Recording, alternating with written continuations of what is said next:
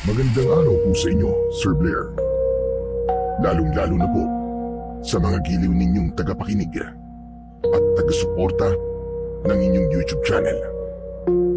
Ang kwentong aking ibabahagi ay nangyari taong 1981. 13 taong gulang pa lang ako nung mangyari sa akin ang kakaiba at nakakatakot na karanasang hinding-hindi ko po makakalimutan. Kabahagi ko po sa aking kwento si Mang Delfin. Siya po ang panday sa aming baryo. Malaki ang pasasalamat ko sa kanya dahil nalampasan ko ang panganib na hatid ng mga kampon ng kadiliman. Nangyari po ang simula ng kalbaryo ko nang matagpuan ko po ang balaraw na pag-aari ni Mang Delfin na siyang bumago sa takbo ng aking buhay. Bago ko nga po pala simulan ang aking kwento, ang pangalan at lugar na aking pong ginamit ay pawangkat ang isip ko lamang upang mapangalagaan ang kaligtasan ng baryong tunay na pinangyarihan ng aking istorya. Kilalanin niyo na lamang po ako sa pangalan na Benok. At ito ang aking kwento. Saan ka na naman mapupunta, Benok? Sa bahay lang po ni Kuya Nestor, Tay. Ako wag mo ko pinaglololoko, ha? Nung isang araw na galing dito si Nestor, hinahanap ka. Ang paalam mo rin sa akin, pupunta ka sa bahay ni Nestor. Umamin ka na nga. Saan ka ba talaga nagpupunta, ha? Tay, sa bahay po talaga ni Kuya Nestor ako pupunta. Saan po ba ako pupunta ng ganitong oras ng umaga? Si Kuya Nestor lang naman po ang kaibigan ko. Umayos kang bata ka, ha? Huwag na huwag kong mababalitaan na pumupunta ka sa bahay ng panday na yon. Dahil kapag nalaman ko, ay nako, sinasabi ko talaga sa'yo. Dila mo lang ang walang latay. Naiintindihan mo ba?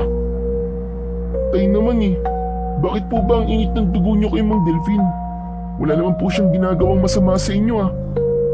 Huwag mo mabanggit-banggit ang pangalan ng taong yun, ha? Naririnig ko pa lang ang pangalan niya.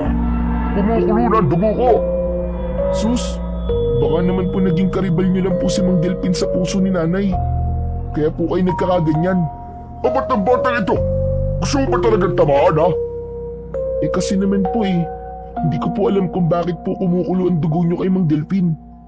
Wala naman pong ginagawang masama sa inyo yung tao Ay nako, makaalis na nga. Hoy, teka! Ang mga biling ko, ha?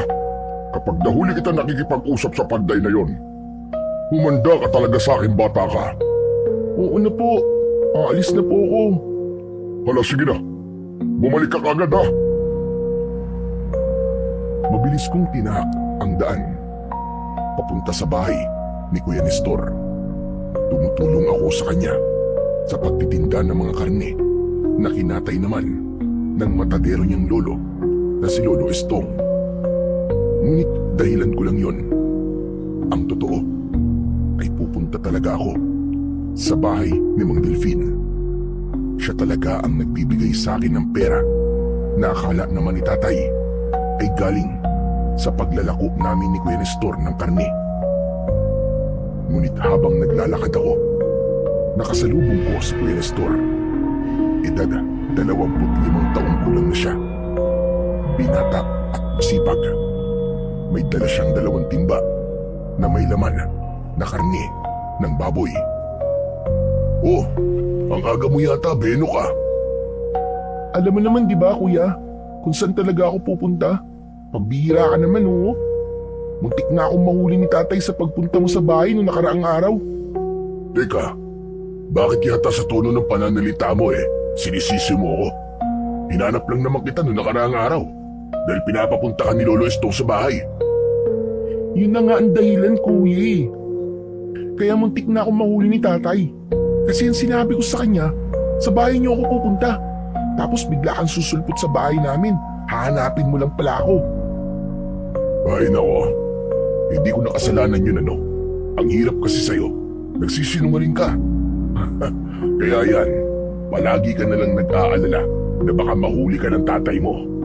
Ewan ko sa'yo, bakit ba kasi hindi mo nalang aminin sa tatay mo nang hindi ka napatago na pumupunta sa bahay ni Mandelpin? Ang labo naman niya, Kuya Nestor. Paano ko naman aaminin kay tatay ang mga pinagagawa mo? Sige nga. Marinig pa lang niya ang pangalan ni Mandelpin. Kumukulo na raw ang dugo niya dahil sa galit. Ay siya nga pala, kuya. Maiba tayo ng usapan. Kapag nagkita kayo ni tatay sabihin mo na lang, nasa bahay niyo ako Ay nako, pambihira ka naman Ako na naman ang ginamit mong dahilan. Pinagsisinungaling mo ako dahil sa mga kalokohan mo. Itigil mo na to Huli na to. Hindi na ako papayag sa susunod. Dahil kapag may nangyaring masama sa'yo, ako ang malalagot Naintindihan mo ba? Oo, kuya. Pasensya ka na. Hala, sige na. Kailangan ko nang umalis. Kailangan ko pandalhin to sa palengke. Sige, kuya. Salamat. Ingat ka. Abot tenga ang aking ngiti nang pumayag si Kuya Nestor. Hinatid ko muna siya ng tanaw bago ko nagpasyang maglakad. Pangarap ko talagang matuto sa pagpapanday ng iba't ibang klaseng patalim at sandata. Kaya kahit patago, ay gumagawa ako ng paraan para makapunta sa pandayan ni Mang Delfin. Bukod pa ron, iba ang saya na nararamdaman ko sa tuwing pinapanood ko si Mang Delfin sa kanyang ginagawa. Maya-maya pa, ay tinako ang daan papunta sa kakauyan kung saan naroon ang pandayan ni Mang Delfin. Ayos! Mukhang nagsisimula na si Mang Delpin sa kanyang pagpapanday. Naririnig ko na ang ingay ng pagpukpok niya sa bakal. Inilinga ko muna ang aking paningin sa paligid bago ako tuluyang lumapit sa pandayan ni Mang Delfin. Pagbungad ko, nadatnan ko kagad siya roon. Pawisan ang kanyang muka dahil sa singaw mula sa init ng nagbabagang bakal. May nakasampay na panyo sa kanyang batok na paminsan-minsan ay ipinupunas niya sa kanyang pawis. Nang mapansin niya ako, tumigil siya sa kanyang ginagawa. Pagkatapos ay lumapit siya sa akin. Oh, Benok, mukhang tinanghali ka yata ngayon Pasensya na po kayo, Mang Delpin. Tumakas pa po kasi ako kay tatay Hindi mo dapat tinatakasan si Karding. Hindi ka rin dapat nagsisinungaling sa kanya. Alam mo, Benok, baka yan pa maging dahilan ng ikakapahamak mo. Teka, bakit ka nga pala narito? Mang Delpin, gusto ko po talagang tumulong sa inyo Gusto ko pong matuto kung paano po magpanday. O sige, halika rito. Alalayan mo muna ako sa aking ginagawa at pag-aralan mo mabuti kung paano ako magpantay ng espada. Ito ang unang paraan para matuto ka. Dapat matyaga ka at handang magtiis sa mainit na singaw ng bakal. Ipinakita sa akin ni Mang Delfin kung paano ang magpanday ng itak. Kahit paulit-ulit ko na yung nakikita, hindi pa rin ako nagsasawa. Ilang linggo na rin ang lumipas. Magmula nang maging alalay ako ni Mang Delfin. Tagaabot ako ng mga bakal mula sa pugon. Halos magkulay kahilyon dahil sa matagal na pagkababad sa apoy. Kapag nailagay na yon sa sangkalan na bakal, sa kanya ihuhulma yon at wala nang tigil sa pagpukpok gamit ang maso hanggang sa mabuna ang hugis ng itak. O sige, Benok, ikaw naman. Subukan mo magpanday. Talaga po? Ako naman po magpapanday. Tuturuan niyo po ako. Ano pa ba sa tingin mo ginagawa ko? Hindi ba tinuturuan na kita? Sige po. Maraming salamat po, Mang Delfin. Wala, sige na. Gawin mo na. Maigpit dapat ang pagkakahawak mo sa pang-ipit ng bakal para hindi tumalsik. Pagkatapos, matiin naman ang pagpukpok mo sa bakal gamit itong maso. Kailangan din ng malakas na puwersa Sa una, sigurado magpapaltos ang palad mo dyan. Kaya dapat, kaya mong labanan ng sakit. Handa po talaga ako matuto, Mang Delphin. Kahit magkanda paltos-paltos pa po ang aking kamay. O sige, simulan mo na at panonoorin kita. Kapag nakabuo ka ng itak ngayon, bibigyan kita ng gantimpala. Ayos ba yun? Ayos na ayos po. Hindi mawala ang ngiti sa aking nabi dahil sa mga sinabing yon ni Mang Delphin. Lalo na nang hawakan ko na ang maso. Maraming beses na tumatalsik talaga ang bakal at tinatamaan ako sa binti. Ngunit hindi ko yun iniinda dahil alam ko pinapanood ako ni Mang Delphin. Kaya naman, hindi ko na malaya ng oras. Halos hindi ako makapaniwalang makakagawa kagad ako ng itak. Lumapit sa akin si Mang Delphin at tinignan niya ang talim ng itak. Aba, mahusay ang pagkakagawa mo nito. Kahit may konting uka sa talim, masasabi kong madali ka natuto sa pagpapanday. Konting pagpapakinis pa ng talim nito, pwede na itong may benta. Talaga po, Mang Delphin? Oo, Benok. Walang halong biro. Alam mo ba, nung nagsisimula pa lamang ako sa pagpapanday, abay hindi ganito kaganda ang nagawa ko. Ilang buwan pa lumipas, bago pa ako natuto sa pagpapanday. Napakasaya ko po, Mang Delphin. Hindi ko po akalain na magagawa ko po ng maayos ang itak. Basta't ipagpatuloy mo lamang ang pag-aaral sa pagpapanday. Baka dumating ang araw, mas mahusay ka pa sa akin. O bueno, Benok. Nagawa mo naman ang maayos ang paggawa ng itak. Eto, tanggapin mo ang bayad ko. Naku, wag na po, Mang Delphin. Sapat na po yung pinuri niyo po ang gawa ko. Hindi ba't pumayag ka naman kanina? Nabibigyan kita ng gantimpala. Kaya huwag ka nang mahiya. Para sa'yo talaga yan. Pero, hindi naman po ako nagpapabayad, Mang Delphin eh. Kailangan mo itong tanggapin para meron kang maipakikita kay Karding. Gusto mo bang magkaroon siya ng hinala na tinutulungan mo ko? Siyempre po, ayoko. Kung ganun, tanggapin mo na itong pera para naman may dadahilan ka sa kanya kapag uwi mo. Mang Delphin? Bakit niyo po ba ako tinutulungan? Nakikita ko kasi ang sarili ko sa iyo nung kabataan ko. Alam mo, isa lang ang may papayo ko sa iyo. Huwag kang magsisinungaling sa iyong ama kahit kailan. Lalo na ang tumakas at magpunta sa lugar na hindi niya alam. Baka mangyari sa iyo ang nangyari sa akin. Minsan na rin ako naging pasaway na kagaya mo. Kaya naman, namatay ang aking ama sa paghahanap niya sa akin. Bumakas ang lungkot sa mga mata ni Mang Delphin. Bigla naman akong nag-alala, kaya wala na akong nagawa kundi ang tanggapin ang pera na iniaabot niya sa akin. Mang Delphin? Pwede po bang tanungin kung ano pong nangyari sa inyong ama? Sinalakay siya ng isang mabangis na nilalang habang hinahanap niya ako. Napatay ko nga sila, pero hindi na naibalik ang buhay ng aking ama.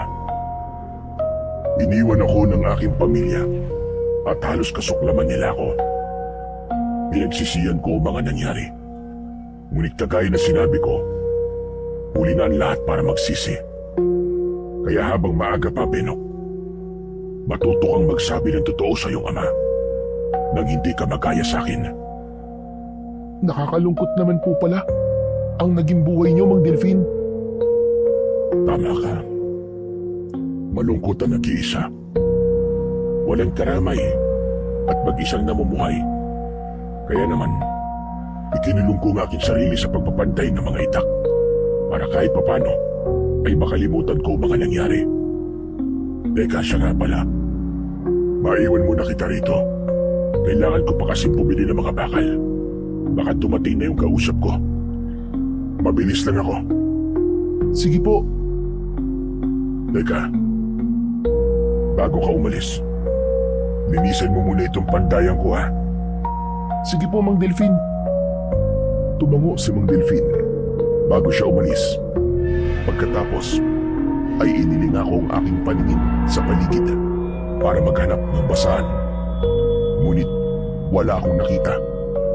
Kaya naisipan kong pumasok sa loob ng bahay ni Mang Delfin dahil katabi lang naman yon ng pandayan nito.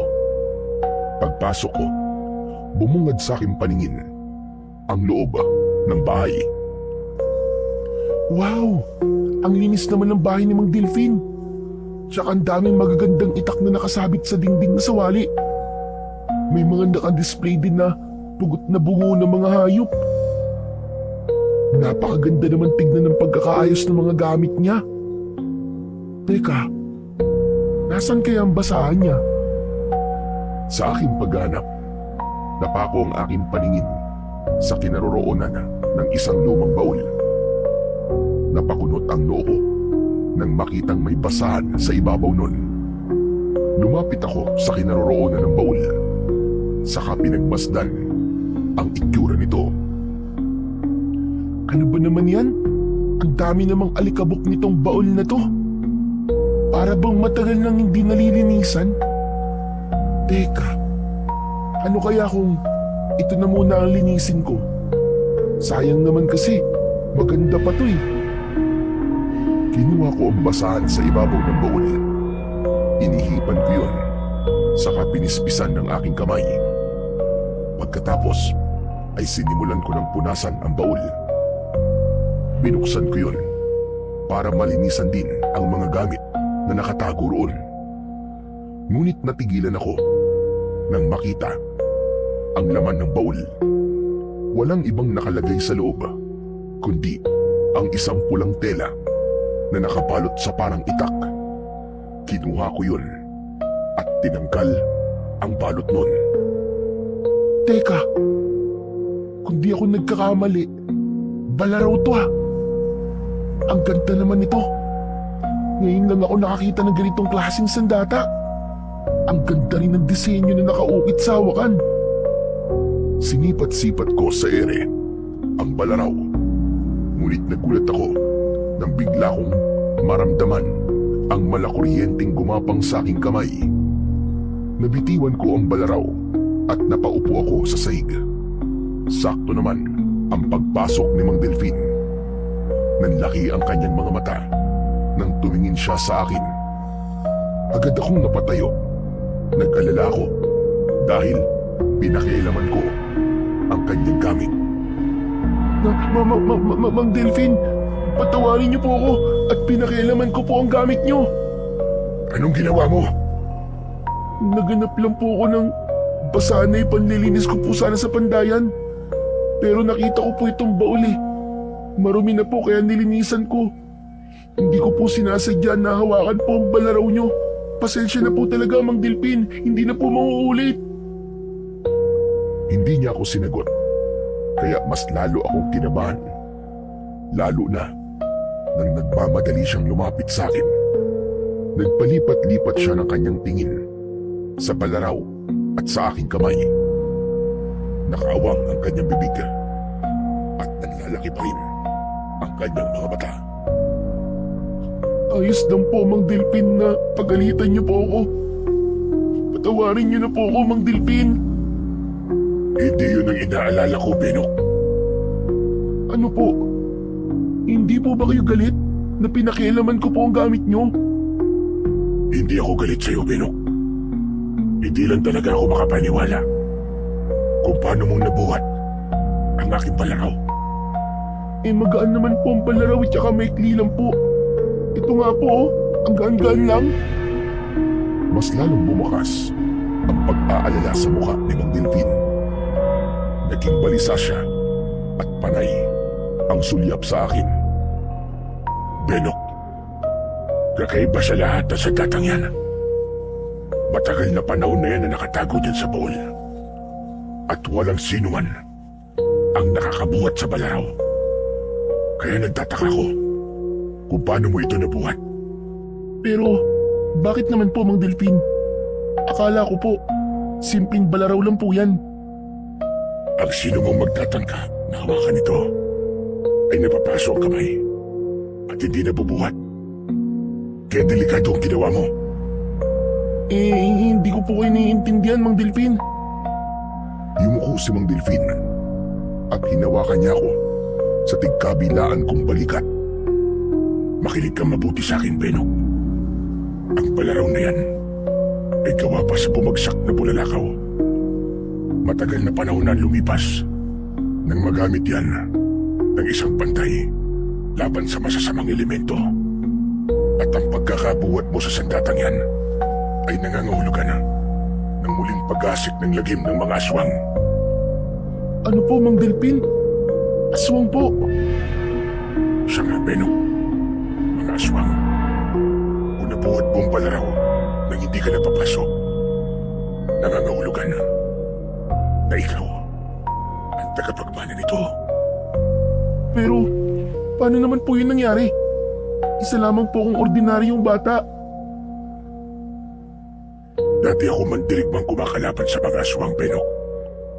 Ang mga nangyari sa'yo ngayon ay palatandaan ng isang bagong tagapagmana ng balaraw laban sa kampon ng kadiliman. Muling sinulyapan ni Mang Delphin ang balaraw sa sahig. Binitiwan niya ang aking balikat at tumingin sa akin ng mariin. Kung tama ang hinala ko, sige, hawakan mo ulit ang balaraw, Benok. Natatakot po ako, Mang Delphin eh. Nang hawakan ko po kasi ang balaraw kanina, para pong may kuryenteng dumaloy sa aking kamay. Huwag kang matakot. Gusto ko lang matiyak kung tama ba ang nakita ko kanina. Kung ikaw ba talaga ang bagong tagapagmana ng balaraw. Nag-alala akong lumapit sa kinaroroonan ng balaraw. Nanginginig ang aking kamay nang damputin ko yun. Nang mahawakan ko ang hawakan ng balaraw at nabuhat ko yun, biglang lumitaw ang nakakasilaw na liwanag kasabay ng paghaba ng talim nito. Hindi ko na yun nabitiwan dahil wala ng sakit mula sa hawakan. Ang nararamdaman ko na lang ay ang malakas na enerhiya na bumabalot sa buo kong katawan. Nakangiting napasulyap ako sa gawi ni Mang Delphin. Diyos ko, bigla akong kinilimutan sa ginawa mo, Benok. Ikaw nga ang sunod na tagapagmana ng balaraw. Mang Delphin, tignan nyo. Humaba rin po ang talim ng balaraw. Hindi lang yung Benok. Lumiwanag pa ang talim at nabuhat mo. Yan ang patunay na ikaw nga talaga ang bagong tagapangalaga ng balaraw na yan.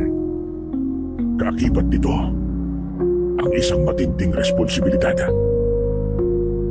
Nang marinig ko ang sinabi ni Mang Delphin, binitiwan ko ang balaraw nang bumagsak yon sa sahig. Nagbalik ito sa dating sukat. Ano pong responsibilidad yun, Mang Delphin?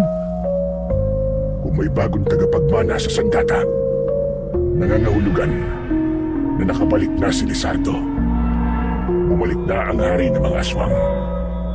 At yun ang responsibilidad na haharapin ng isang bagong tagapangalaga. Sino naman po si Lizardo? Isang makapangyarihang hari ng mga aswang na nagbenta ng kaluluwa sa hari ng dilim. At tanging ang balaraw lang na yan ang makakapatay sa kanya. Magmula ngayon, ikaw na ang mag-aalaga sa balaraw at haharap kay Lizardo. Ayoko po, Mang Delphin. Ayoko pong tanggapin ang pagiging isang tagapangalaga. Natatakot po ako. Benok, tutulungan naman kita eh. Kaya huwag kang mag-alala. Ayoko po talaga, ayoko. Sige po, uwi na po ako. Hindi ko pinakinggan ang iba pang sasabihin ni Mang Delphin. Tumakbo na ako palabas ng bahay. Magulo ang isip ko nang tinahak ko ang daan papunta sa bahay. Pagdating ko sa bahay namin, ay nadatnan ko naman si Lolo Estong. Kausap niya si tatay. Bigla akong kinabahan nang makita ang matanda. Dahil malalaman na ni tatay na nagsisinungaling ako sa kanya. Kaya nang makalapit ako sa kanila, ay magtatapat na sana ako. Pero naunang nagsalita si Lolo Estong. Oh, Berno! Natapos mo na ba ang ipinagagawa ko, ha? Po, oo po, Lolo Estong. Tapos na po.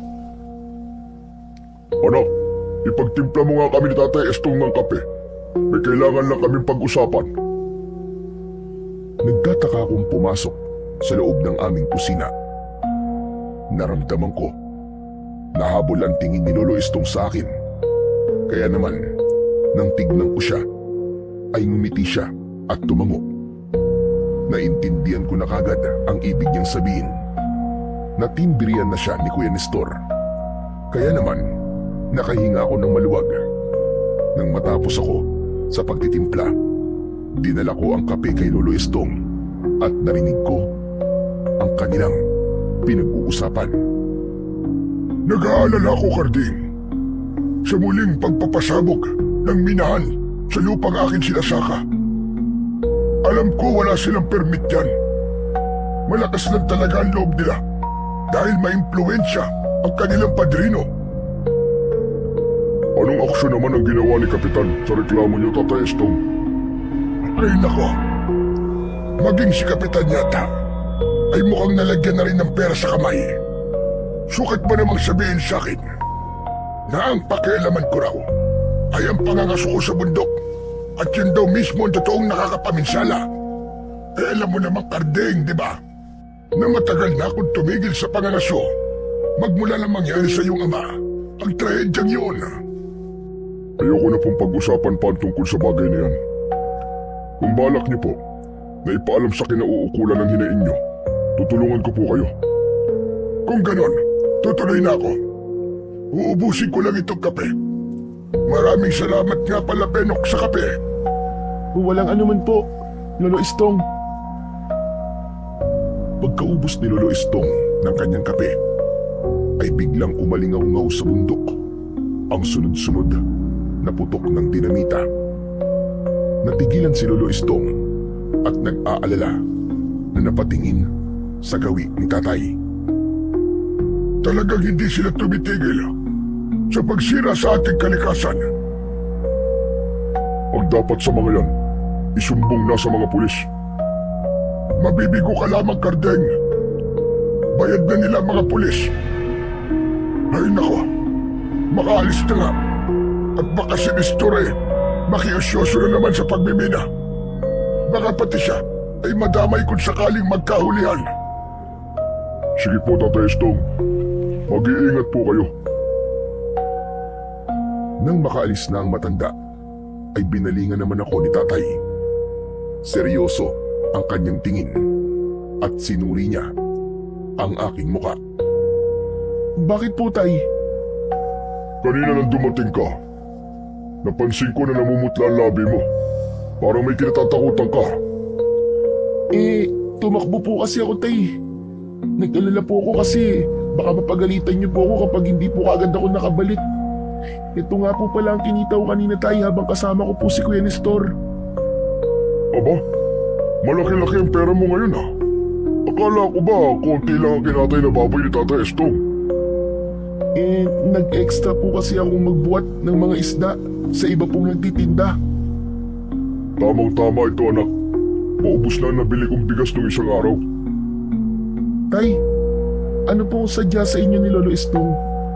Seryoso po kasi ang pinag-uusapan nyo. Yun ba?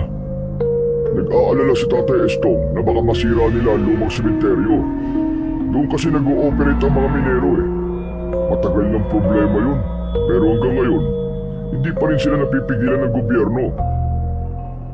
Bakit po kaya sa dinabi namin ng pagmiminahan ay sa lumang sementeryo pa po? Kawawa naman po mga nakalibing doon. Sinabi mo pa. Hala, sige na, pumasok ka na sa loob ng bahay. At ako naman ay magtutungo muna sa palengke para bumili na may ulam natin. Huwag ka nang aalis ng bahay, ha? At walang tao rito. Opo, tay. Masigla na umalis ang aking ama papunta sa palengke. Naiwan akong mariin na pinakikinggan ang ingay ng pagpapasabog ng lupa sa bundok. Akma sanang papasok ako sa loob ng bahay nang bigla kong naramdaman ang mahigpit na kamay na humapit sa aking braso. Nang lumingon ako, nakita ko si Kuya Nestor. Habol niya ang kanyang hininga at pawisan ang noo. Oh, kuya, bakit? Halika, sumama ka sa akin. Samahan mo ako. Titignan natin ang mga nagmimina sa bundok. Pero kuya, binilinan po ko ni tatay na huwag umalis eh. Pambihira ka naman oo. Ganyan ka ba magbayad ng utang na loob ha? Alalahanin mo na kinakasabot ko pa si Lolo para sa'yo. Kaya halika na. Natatakot lang kasi akong mag-isa eh. Ano ba kasi ang gagawin natin doon, kuya? Ano pa? E di maghahanap ng ginto sa mga tira nila. Naku kuya, hindi talaga pwede. Papunta ron si Lolo Estong, hinahanap ka niya. Huwag kang mag-alala. Nakasalubong ko na si Lolo. Halika na, bilisan mo na. Habang nagpapahinga pa ang mga minero. Kuya, pag nanakaw ang gagawin natin na yun. Bakit? Nakaw rin naman ang ginagawa nila, di ba? Tara na, ang kulit naman ito oh. Wala na akong nagawa nang hilahin ako ni Kuya Nestor papunta sa kinaroroonan ng minahan. Halos tumagal ng kalahating oras ang paglalakad namin bago namin narating ang kinaroroonan nun. Walang tao dahil nagpapahinga ang mga minero. Hindi binitiwan ni Kuya Nestor ang aking kamay hanggang sa pagpasok namin sa quarry. Kuya, huwag na tayong tumuloy. Natatakot ako eh. Sige, ganito na lang. Ako na lang ang papasok sa loob. May iiwan ka naman rito sa labas. Ikaw ang titingin kapag may taong paparating. Kapag may nakita kang minero, bumawa ka kagad ng ingay. Ayos mo yun? Oo na, sige na. Bilisan mo na lang, kuya. Baka malagot ako kay tatay eh. Huwag kang mag-alala. Akong bahala sa'yo. Mabilis na pumasok si Kuya Nestor sa loob ng minahan habang ako naman ay naiwan sa labas. Panay ang linga ko sa paligid dahil sa pag-aalala. Maya-maya pa ay nagulat ako sa galit na boses ni Lolo Estong mula sa aking likuran. Sinasabi ko na nga ba't dito kayo nagpunta? Lolo Estong, paano niyo po nalaman? Nakita ko kayong tumatakbo papunta rito. Lentik na batang yan. Ay, sinabihan ko na nga siyang huwag pumunta rito. Isinama ka pa sa kalokohan niya. Ay nako, tatamaan talaga siya sa akin. Napilitan lang po akong sumama sa kanya, Lolo. Alam ko, dahil may utang na loob ka sa kanya. Kaya yun ang ginamit niyang dahilan para sumama ka. Hala, sige na, makakauwi ka na. At ako na ang bahalang pumasok sa loob ng minahan. Tatamaan talaga sa akin ang batang yan. Agad na pumasok sa loob ng minahan si Lolo Estong para sunduin si Kuya Nestor. Kaya naman, hindi na ako nagdalawang isip at agad na akong bumalik sa bahay. Mabuti na lang at nang dumating ako ay wala pa si tatay. Kaya naman nakahinga ako ng maluwag at nangihina na napaupo sa sahig ng balkonahe. Maya-maya pa ay biglang dumating si tatay. May dala siyang gulay at prutas. Anak! Oh, eto na ako! Linisan mo mga gulay at magluluto na ako ha! Sige po, tay. Ay, tay. Bakit nga pala po kayo natagalan? Mangyaring dumaan pa kasi ako sa barangay hall kay Kapitan. Ipagbibigay alam ko sana ang pagpapasabog ng dinamita sa kabundukan. Abay na datnan ko, nakausap niya ang mga minero at kitang-kita ko na inaabot ng pinanser nila ang sobre kay Kapitan. Talagang makapal ang muka at sinusuhulan pa ako ng pera. Sukat ba naman na sabihin sa akin na wala raw ako nakita? Ano ako, bulag? Ay nako, nakakadismaya talaga. Matagal na po yata na ganun ang ginagawa ni Kapitan, tay. Nangangahulugan po na may impluwensyang tao po talaga ang nagpapa-operate sa minahan. Nag-aalala ako na baka isang araw meron silang masira na isang bagay na matagal nang nakatago sa lumang sementeryo. Tay, ano po bang ibig niyong sabihin? Basta anak. Sige na. At kailangan ko na rin magpahinga. Napagod ako sa matagal na paglalakad kanina. Sumakit ang mga binti ko. Halata naman na umiiwas si tatay na pag-usapan ang tungkol sa lumang sementeryo. Kaya ng gabing yon ay hindi kagad ako dinalaw ng antok. Kinabukasan, muli akong bumalik sa pandayan ni Mang Delpin. Nagulat siya nang makita niya ako ron. Anong ginagawa mo rito? Pasensya na po, Mang Delpin. Sa inasal ko po kahapon. Wala yun. Hindi naman kita pipilitin kung ayaw mo.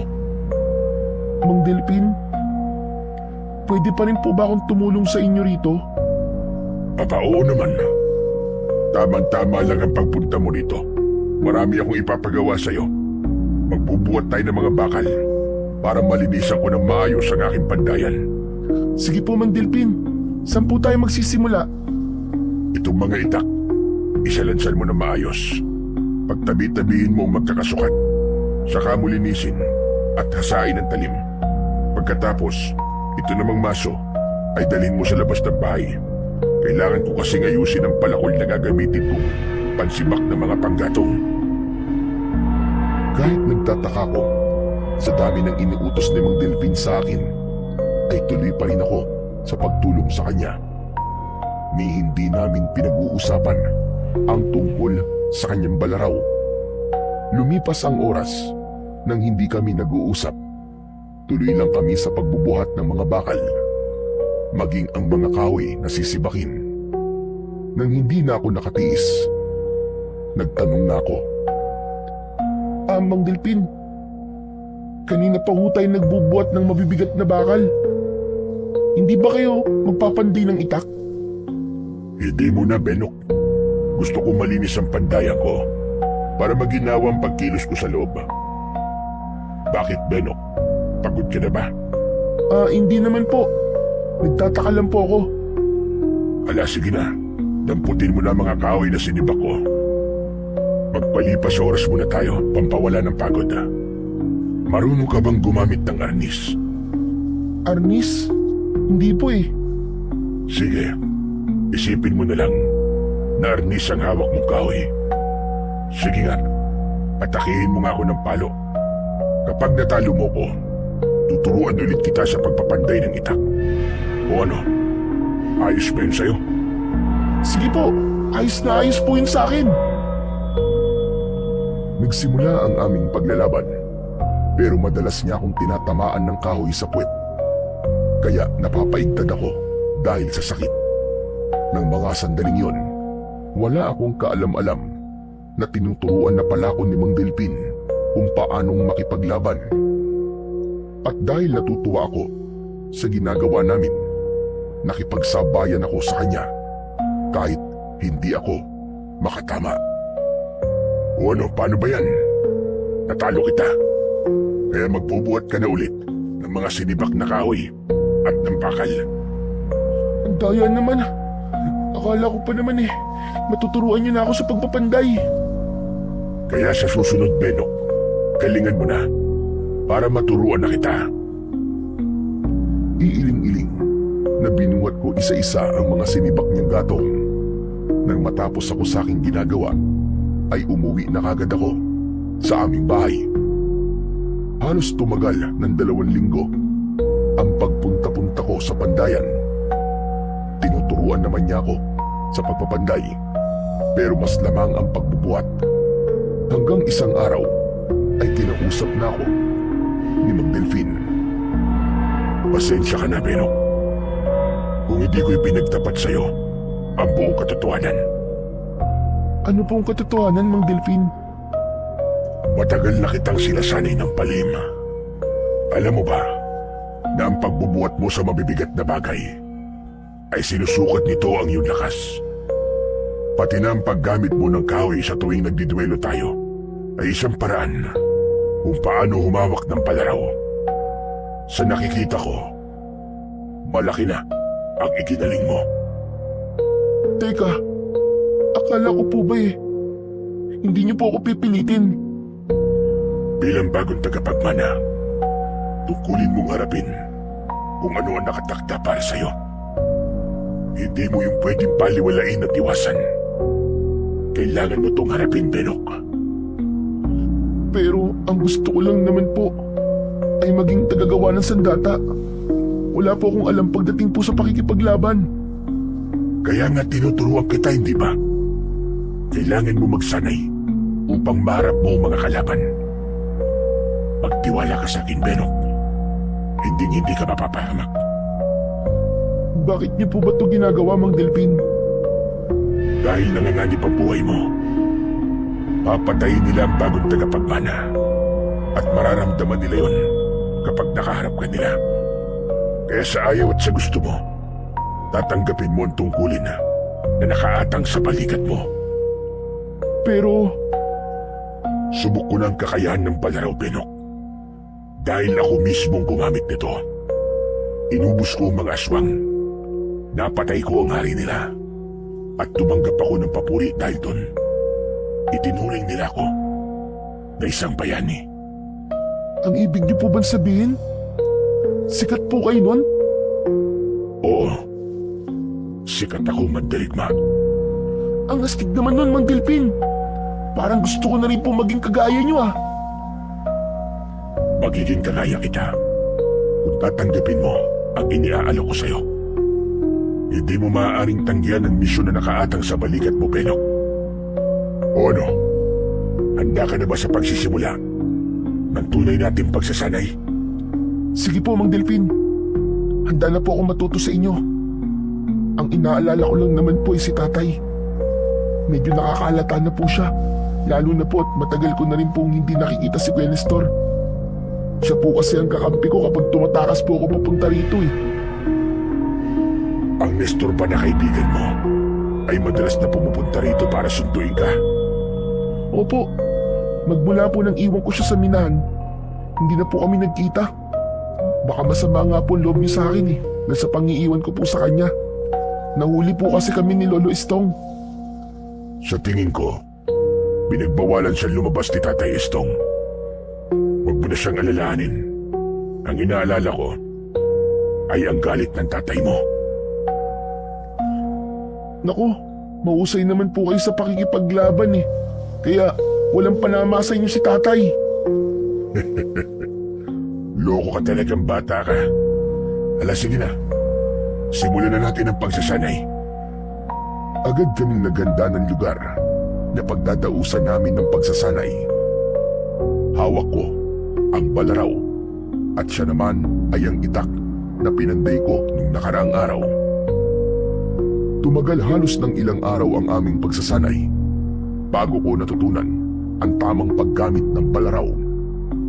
Dahil nalibang kami, hindi namin namalayan na malapit na palang dumilim ang paligid. Kaya agad kong isinauli sa kanya ang balaraw. Naku po, lagot na. Hindi ko na po napansin ang oras, Mang Delphin. Wala na po kung may dadaylan kay tatay nito.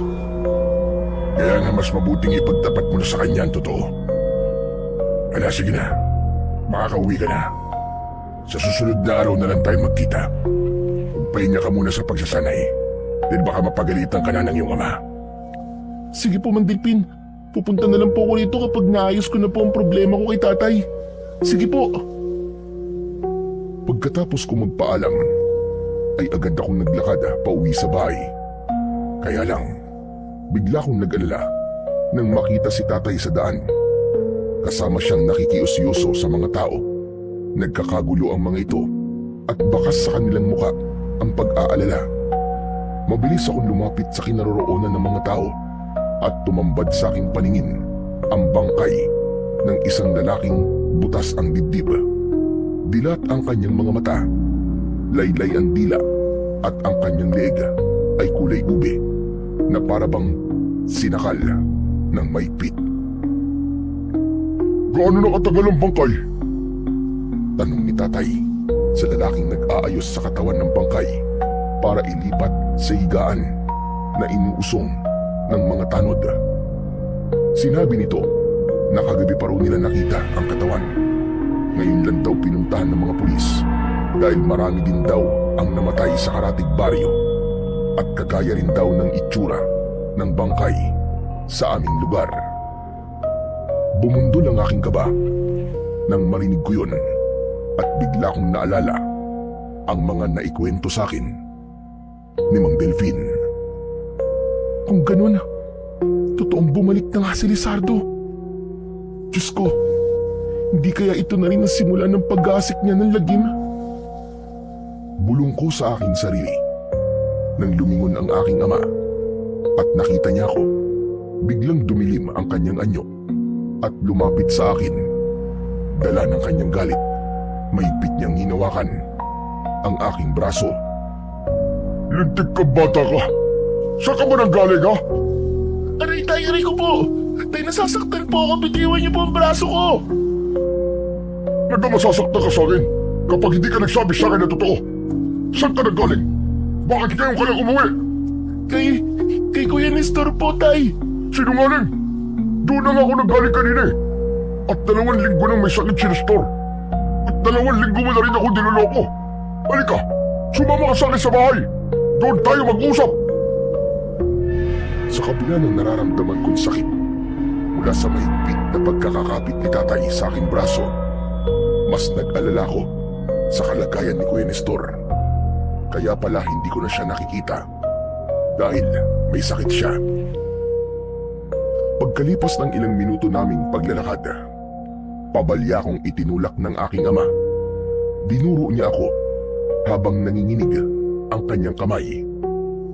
Ngayon, magtapat ka. Dahil kung hindi, makakatikim ka talaga sa akin. Tay, ano ba ginagawa niyo? Bakit niyo pa inuubad ang sinturon niyo? Kapag hindi mo sinagot ng tama ang itatanong ko sa'yo, matitikman mo ngayon ang galit ko. Ang ayoko sa lahat, yung niloloko ko. Hindi kita pinalaki para magsinungaling lang sa akin. Patawarin niyo ako, tay. Ang totoo po eh. Kay Mang Delfin po ako palaging pumupunta. Ano?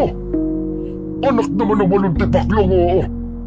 Sa dinami-dami ng lugar na pupuntahan mo, sa pandayan pa talaga. Hala, sige, dumapa ka. Tay, nakikiusap po ako. Huwag niyo po akong paluin, masakit po yan eh. Mas masakit ang panlulokong ginawa mo sa akin. Binalaan na kita, pero ang tigas ng ulo mo. Sige, dumapa ka. Nang makita mo ang hinahanap mo. Halos patulak akong pinadapa ni tatay.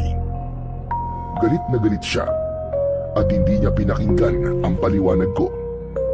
Ganun talaga, mamarusa si tatay kapag napupuno na sa akin. Pero ngayon ko lang siya nakitang nagkaganon. Yun lang din ang unang pagkakataon na ginamit niya sa akin ang kanyang sinturon. Halos 5 palo ang tinamo ko mula sa kanya bago siya tumigil sa pagpaparusa. O ano? Siguro naman magtatanda ka na. Sa susunod na malaman ko pa na nakikipagkita ka sa lalaking yun, ibibitin talaga kita ng patiwarik. Ano po bang dahilan? At galit na galit po kayo sa kanya. Para saktan niyo po ako ng ganito. Basta, ayoko sa kanya. Wala nang maraming tanong. Hindi mo siya dapat na nilalapitan. Delikado siyang tao at habulin ang kamalasan. Lahat na napapadikit sa kanya, napapahamak, namamatay at binamalas. Kaya kung ako sa'yo, makinig ka sa mga sinasabi ko. Pero tay, mabuti po siyang tao. At isang sikat naman dirigmang pumapatay ng maraming aswang para ipagtanggol ang baryong ito. Kaya wala po ako nakikitang dahilan para layuan po siya. Wala akong pakialam sa kung gaano kabait ang tingin mo sa kanya. Basta para sa akin, isa siyang isinumpang nilalang. Baka hindi mo alam, nagkukunwari lang siya mabait. Pero sa huli, ipapahamak ka rin niya. Kaya magmula ngayon, hindi ka aalis ng bahay. Hindi ka na makikipagkita sa lalaking yun. Kapag naulit pa ito, sinasabi ko sa iyo, itatakwil kita. Itatakwil talaga kita, Benok. Tandaan mo yan. Bakit di po ba ako pinagbabawalan lumabas ng bahay? Nakita mo naman siguro kanina. Marami na natatagpo ang patay sa kakauyan. Kaya makinig ka sa akin. Kung ayaw mo masaktan. Pasigok-sigok akong umiyak nang iwan ako ni tatay sa loob ng aking silid. Ikinulong niya ako at mas lalong napuno ng katanungan ang isip ko. Napatingin ako sa nakabukas na bintana. Kaya nalaman ko na gabi na ng mga oras na yon. Yakap ko ang dalawa kong tuhod habang nakatingin ako sa labas. Maya-maya pa ay bigla kong naalala si Kuya Nestor. Kumusta na kaya si Kuya Nestor? Kailangan ko siyang makita. Tumayo ako at sumulyap sa nakasaradong pintuan. Maingat akong lumapit sa bintana. Pagkatapos ay nagpalinga-linga sa paligid ng bahay. Tamang-tama. Maliwanag ang sikat ng buwan.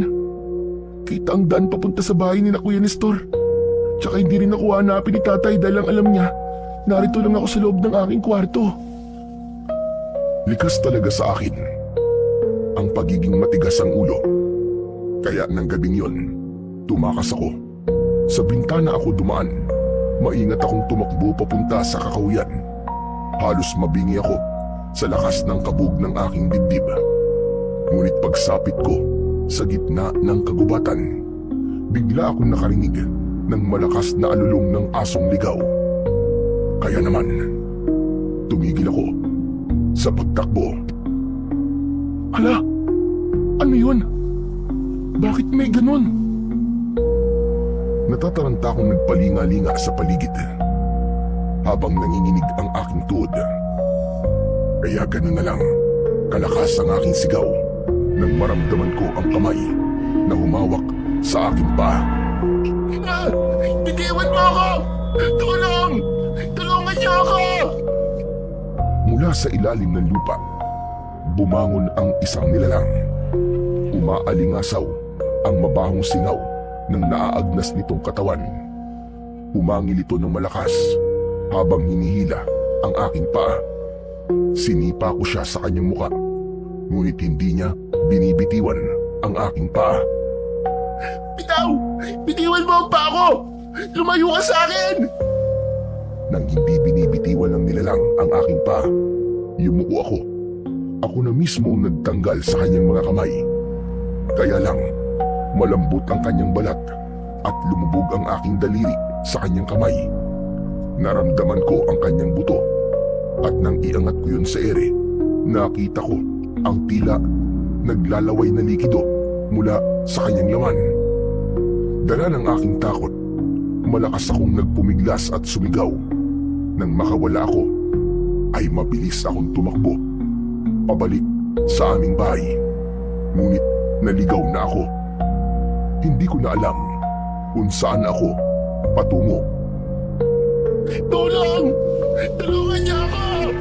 Saklolo! Halos magpaekis-ekis ako sa daan para lang makatakas sa aswang. Pero natigilan ako nang makita ko ang dalawang nilalang na paisa-isa ang hakbang papalapit sa aking kinaroroonan. Umaangil sila. Nanginginig ang kamay at ang kanilang balat. Nakalaylay na parabang tela. Sa kanilang muka, kita ang bungo nila na merong mga uod na lumalabas mula sa loob. Halos mabaliw ako sa labis na takot at panay ang paghingi ko ng saklolo. Nanigas ang aking binti kaya naabutan ako ng dalawang aswang. Wag! Tigilan niyo ako! Huwag kayo lumapit! Maawa na kayo sa akin! Naramdaman ko ang malamig na kamay ng dalawang aswang. Kaya naman napatakbo ako ng napakabilis. Namalayan ko na lang na tinatahak ko na ang daan papunta sa bahay ni Mang Delfin. Ngunit bigla akong natisod sa lupa nang humarang sa daan ang kamay ng aswang. Nakabaon ito sa lupa at pilit na umaahon para atakihin ako. Nang maabutan ako ng dalawang aswang na humahabol sa akin, kinalmot nila ako at tinamaan ako sa likod at dibdib. Napunit ang aking damit At dahil sa sakit, hindi kaagad ako nakabangon. Gumapang ako palayo sa kanila. Pero hinawakan nila ako sa tigkabilaan kong paa. Naramdaman ko ang pagkuskus ng aking katawan sa lupa. Kaya mas lalong tumindi ang kirot mula sa aking sugat sa dibdib. Wag! Tama na! Tama na! Saklalo! Tulungan niyo ako! Nang mga sandaling yon, nagsisi ako. Kundi sana ako tumakas sa bahay namin, hindi mangyayari sa akin ito. Dahil sa aking takot, ginamit ko ang aking buong lakas na natutunan ko kay Mang Delfin. Sinipa ko sila, kaya nakabitaw sila sa pagkakahawak nila sa aking paa. Nang makabawi ako ng lakas, nilapitan ko sila at binuhat. Ibinarag ko sila sa lupa at kumuha ako ng matulis na kahoy. Yun ang ginamit kong pansaksak sa kanilang katawan. Ngunit hindi sila tinatablan. Kahit tinuhog ko sila ng kahoy, hindi pa rin sila tumitigil sa paggalaw. Nang makahanap ako ng pagkakataon, mabilis akong tumakbo papunta sa bahay ni Mang Delfin. Halos sirain ko ang dingding ng pinto sa lakas ng katok ko. Delfin! Mang Delfin! Tulong! Tulungan niyo po ako, Mang Delfin! Agad na bumukas ang pintuan ng bahay ni Mang Delfin at nagulat siya nang bigla kong pumasok sa loob ng bahay niya. Teka, ano ba nangyari sa'yo? Bakit marami kang sugat sa dibdib? Hindi ko agad nasagot ang tanong na yun sa akin ni Mang Delfin. Sa halip, isinara kong mabuti ang pinto. Habol ang aking hininga habang namumutla ang aking labi. Mang Delfin! Mang Delfin! May aswang po sa ilalim ng lupa! Inahabol po nila ako! Inatake po nila ako! Halika, halika! Mabuo ka muna at ihanda ako mga gamot sa sugat mo. Habang mabilis na inihahanda ni Mang Delfin ang gamot, tuloy naman ako sa pagkikwento. Maya-maya pa ay sinimulan niya ng gamutin ang sugat ko. Pagkatapos ay nagsimula na siyang magtanong sa akin. Benok, ano ang itsura ng mga aswang? Para po silang mga patay na biglang nabuhay, Mang Delfin. Nanggaling po sila sa ilalim ng lupa. Sa gitna po ng kagubatan. Doon ko po sila nakita. Naagnas na po ang kanilang katawan at marami pong uod ng kanilang laman, Mang Delfin. Hindi na rin po sila namamatay. Hindi sila tinatabla ng kahoy na itinara ko sa kanilang katawan. Mang Delfin, ano po ba talaga ang nangyayari? Ano po mga yun? Isa yung sinyalis. Nabuhay na ulit ang hari ng mga aswang. Diyos ko, hindi na tayo magkakaroon ng katahimikan simula ngayon. Nasa panganib na ang baryong ito. Mang Delfin, natatakot po ako. Ano pong gagawin natin? Tsaka si tatay po, mag-isa lang po siya sa bahay. Ano? Bakit mo siya iniwan? Tumakas lang po ako eh. Pinagalitan niya po ako at pinalo po ng sinturon. Sinabi ko na po sa kanya kung saan po ako pumupunta kapag umaalis ako. Nagtapat na po ako sa kanya. Pero bakit umalis ka pa rin ng bahay niyo? Bala ko po kasi sanang bisitahin si Kuya Nestor. May sakit daw po kasi siya eh. Hindi ko naman po akalain na may makikita po akong aswang. Aray, sobrang sakit po ng sugat ko, Mang Delfin. Huwag kang mag-alala. Kalmot lang naman yan. Mas delikado kung kinagat ka ng aswang. Oh, eto ang damit. Magpalit ka. Dahil kapag nakita yan ng iyong ama, tiyak na mas lalo siyang magagalit sa'yo. Kinuha ko ang damit na iniabot sa akin ni Mang Delfin. Saka ako nagtanong sa kanya tungkol sa mga nilalang na umatake sa akin. Mang Delfin, ano po bang klaseng nilalang ang mga aswang na umatake sa akin kanina? Ang malamig ang tawag sa kanila. Ang mga aswang na muling nabuhay. Walang ibang sandata na makakapatay sa kanila, kundi tanging ang balaraw ko lamang. Kung ganun, ngayon na po ang simula ng pag-aasik nila ng lagim. Tumayo si Mang Delpin at bumakas sa kanyang anyo ang labis na pag-aalala. Oo, Benok. Kaya kailangan mo nang tanggapin ang balaraw. Dahil alam na nila na ikaw ang tagapagmana ng sandata. At kakailanganin na natin ng matinding paghahanda at pagsasanay. Pero paano po, Mang Delphin? Paano po si tatay? Kailangan ko siyang kausapin. Pero sa ngayon, magpagaling ka na muna na sugat mo. Kaya ko po, Mang Delphin.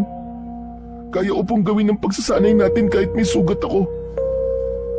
Ito na po ang hinihingi ng pagkakataon. Sigurado ka ba, Benok? Tumango ako kay Mang Delphin. Kaya naman, nagmamadali siyang lumapit sa baul. Kinuha niya ang palaraw at iniabot niya yon sa akin. Magmula ngayon, hindi mo na ihiwalay ang palaraw na to sa iyong katawan. Dahil nasa panganib ang buhay mo. Opo, Mang Delphin. Naiintindihan ko po. Nang gabing yun, ay nagsimula na kami sa pagsasanay ni Mang Delphin. Panatag ang loob ko dahil alam ko na hindi malalaman ni tatay ang pag-alis ko. Kaya namalayan ko na lang na sumapit na ang madaling araw. Wala na palang dapat alalahanin.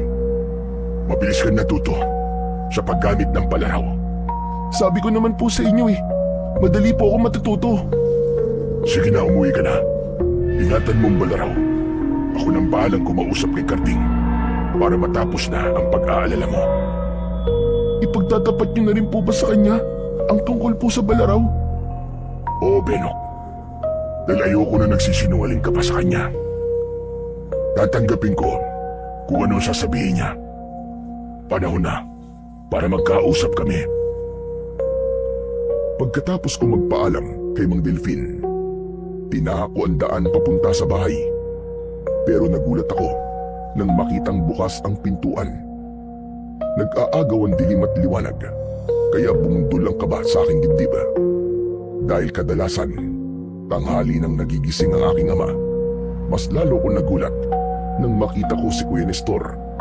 Kagagaling lang niya sa loob ng aming bahay, kaya itinago ko muna ang balaraw sa aking bewang bago ko siya nilapitan. Kuya Nestor, akala ko may sakit ka. Anong ginagawa mo rito? Lintik na. Saan ka ba nanggaling, ha? Kuya, nanggaling po ako sa bahay ni Mang Delphin. Akala ko may sakit ka. Kaya tumakas ako kagabi para puntahan ka. Kaya lang hinarangan at tinatake ako ng mga aswang na amalanig.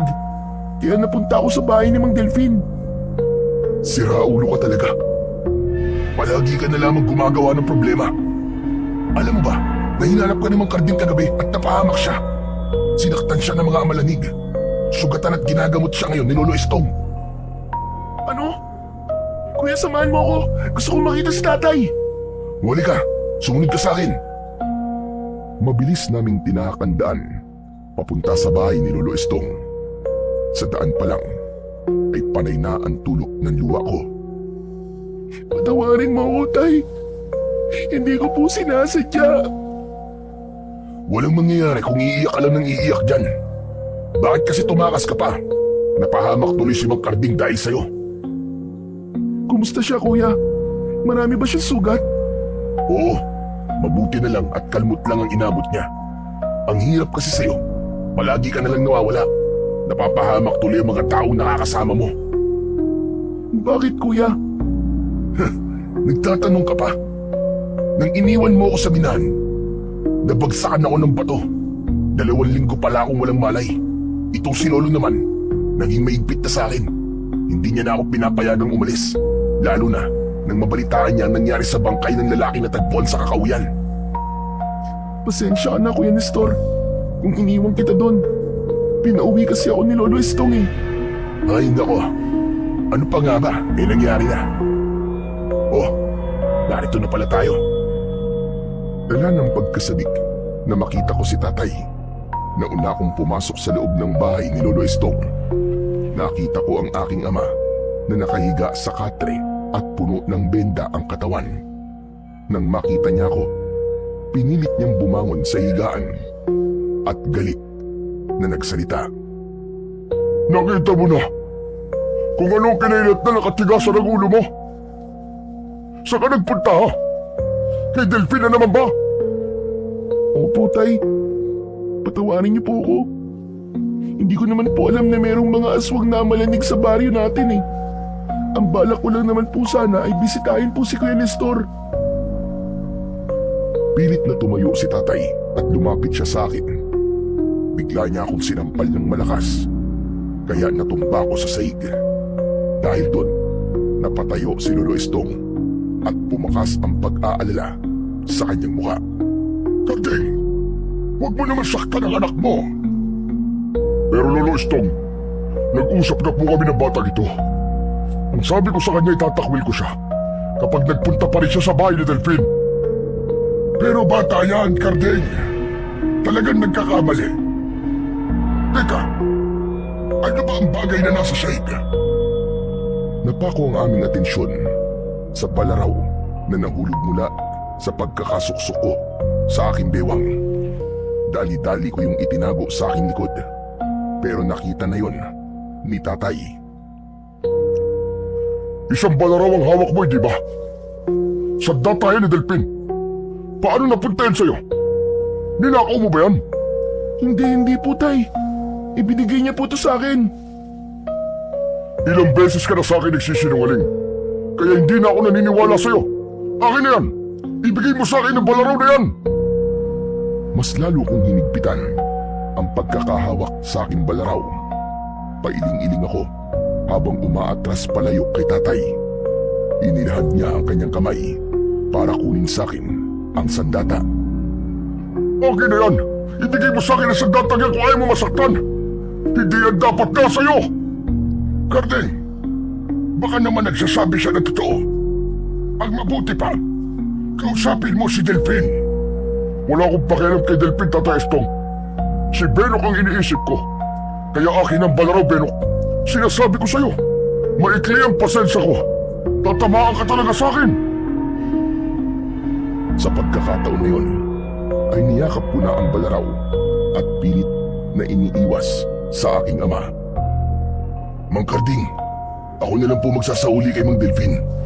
Baka kapag nagkaharap po kayo ni Mang Delphine magkagulo pa kayong dalawa. Benok, akin na yan. Sige na, ako na magsasauli kay Mang Delphine. Kuya, hindi ko po ito ninakaw. Kusang ibinigay po talaga sa akin ito ni Mang Delphine. Ang sabi niya po, ako raw po ang sunod na tagapagmana. Ano? Lintik na sinabi niya yun?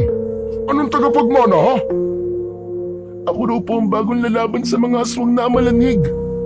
Kalokohan! Hindi ako makakapayag. Talagang inuubos ng lalaking yun ang pasensya ko. Halika, sumama ka sa akin. Papatayin ko siya sa harapan mong bata ka. Karding, ang bata nasasaktan. Ano ka ba? Talaga masasaktan to sa akin, Tata Estong. Matagal na ako nagtitimpi ng galit sa ginagawa nilang dalawa sa akin eh. Naku, sandali lang. Huwag niyo naman kaligkarin si Benok. Nakakaawa naman siya. Nestor ha, huwag kang makialam dito. Baka akala mo nakalimutan ko na ang sabuatan yung dalawa para lokohin ako. Diyan lang kayo. Huwag kayo susunod. Umanda talaga sa akin ang Delphine na yun. Hinabol na lamang kami ng tanaw ni Lolo Estong at Nestor.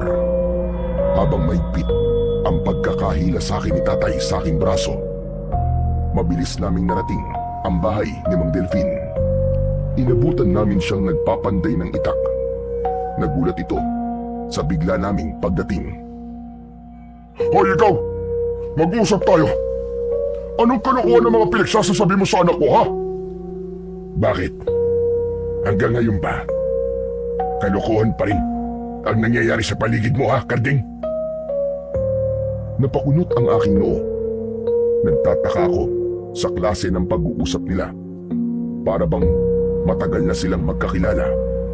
Naramdaman ko ang pagbitiw ni tatay sa aking braso at takma niya sanang kukunin ang balaraw sa aking kamay nang bigla itong napaso at nagtatakang napatitig sa akin. Tinamaan na lintik. Ano ba nangyayari ha? Bawiin mong balaraw sa anak ko, Delphin. Dahil kung hindi, makikita mong hinahanap mo. Pasensya na, Karding. Pero siya talaga ang tagapagmana ng balaraw. Buhay na si Lizardo. Nakabalik na siya. At anumang oras, maaari siyang sumalakay sa ating baryo. At ang aking anak, ang ipangaharang mo sa kanya, ha? Ganun ba? Kung ayaw mong bawiin ang balaraw at mamamatay lang din naman ang aking anak, uunahin na kitang patayin, hayop ka. Matagal na akong nagtitimpi ng galit sa'yo. Nagulat ako nang damputi ni tatay ang itak sa pandayan at kagad niyang inatake ng taga si Mang Delphin. Ngunit mabilis niyang naiwasan yon. Kaya na makakuha rin ng itak si Mang Delphin, ay gumapang na ang takot sa aking buong katawan. Kitang-kita ko ang galit sa malakas na pagpalo ni tatay ng taga sa itak na hawak ni Mang Delphin. Tay! Mang Delphin, tumigil na po kayo! Ano po ba nangyayari sa inyo? Hindi nila ako pinansin. Tuloy lang sila sa pagpapalitan ng taga na hindi naman tumatama sa isa't isa dahil pareho silang magaling. Isang bagay na higit kong ipinagtaka dahil ang buong akala ko walang alam si tatay pagdating sa pakikipaglaban. Para siyang mandirigma na kasing husay ni Mang Delphin. Ngunit nang makita ko na nasugatan ni tatay sa balikat si Mang Delphin, bigla akong nag-alala. Kaya lumapit ako sa aking ama para awatin siya. Pero itinulak niya ako at patuloy siyang umatake ng taga kay Mang Delphin. Layuan mo ang anak ko! Kung ayaw mong pagpira-pirasuin ko ang katawan mo! Hindi ako natatakot sa iyo, Cardi. Sinusunod ko lang kung ano ang nakatakda para sa anak mo. Kaya wala ka na magagawa. Tinanggap na niya ang responsibilidad. Nakita mo naman, hindi ba? Nabubuhat at nahahawakan niya ang sandata. Hindi kagaya mo nun na sinubukang hawakan ng balaraw. At hanggang ngayon, nabigo ka pa rin. Kahit kailan, hindi ako magkakaroon ng interes sa isang bagay na sumira sa buhay ko. Kaya dapat sa'yo, mawala na rin. Kagaya ng pamilya ko. Pamilya mo. Pamilyang ipinagpalit mo. Sige, patayin mo ako kung kaya mo. Pero hindi ko babawiin ang balaraw kay Belok. Sa pagpapatuloy ng kanilang labanan, nagulo na ang pandayan. Kasing gulo ng isip ko habang pinapanood ko silang dalawa na naglalaban. Meron akong hindi alam sa totoong dahilan kung bakit gano'n na lamang kalalim ang galit nila sa isa't isa. Pinagmasdan ko ang balaraw at wala na akong nagawa kundi ang gamitin yun sa kanila. Itinaas ko ang balaraw. Lumikha yun ng nakakasilaw na liwanag. Humaba ang talim nito. Saka ako lumapit at pumagitna sa kanilang dalawa. Iniharang ko ang talim ng balaraw sa dalawang talim na nagkikiskisan. Sabay angat ko para tumalsik ang kanilang mga itak. Nagulat ang dalawa sa ginawa ko. Sabi ko tumigil na po kayo! Para kayong mga bata! Hindi ko naiintindihan kung bakit kailangan nyo umantong sa ganito! Ano po ba nangyayari sa inyong dalawa? Pati pala ang paggamit sa balaraw na ituro mo na rin sa aking anak. Wala ka talagang kwenta. Ikaw ang nagtutulak sa kanyang kamatayan! Tay! Ang tanong ko, sagutin nyo! Ano po ba ang totoong nangyayari sa inyo? Sa tingin ko po, may malalim kayong ugnayan sa isa't isa. Kapatid ko siyang bunso, Belok. Patawarin mo ko. Hindi mo dapat nalaman ito dahil matagal na akong itinakwil ng iyong ama. Dahil ikaw ang dahilan kung bakit namatay ang ating mga magulang. Pati si Lady, na asawa ko, namatay rin siya dahil sa kapabayaan mo. Wala kang karapatang maging tagapagligtas ng baryo kung ang sarili mong pamilya ay pinabayaan mo. Kung ganon, ito po ang dahilan kung bakit ayaw niyo po akong lumapit kay Mang Delphin, Tay. Oo, tama ka. At hindi magbabago ang desisyon kong yun. Hindi na siya parte ng aking pamilya. Pero ako, hindi ka nawala sa isip ko, Cardi. Kahit kailan hindi kita sinukuan. Wala akong kasalanan. Pareho tayong nawalan. Ang tangi lang na pagkakamaling nagawa ko ay ang tumakas na walang paalam sa ama natin. Yun ay para gampanan ang aking responsibilidad sa mga taong umaasa sa akin. Marami ka na ililigtas. Napatay mo si Lizardo, pero nawala naman ang aking pamilya. Kaya ang silbi ng pagiging mandirigma mo kung hinayaan mo mamatay ang mga magulang natin. Bumalik na si Lizardo. Buhay na siya, Karding. Buhay nang muli si Lizardo. Kalokohan. Sinasabi mo lang yan para tanggapin ng aking anak ang balaraw na yan. Ang mga aswang na umatake sa inyo, sila ang kampo ni Lizardo. Maaaring hindi ang katawan niya ang nakabalik, ngunit ang kanyang espiritu ay nagsimula na magkasik ng lagim. At ang pruweba ay ang pagkakabuhat ni Benok sa balaraw. Biglang natigilan ang aking ama sa sinabing yon ni Mang Delfin. Mukhang alam din ito ang tungkol kay Lizardo.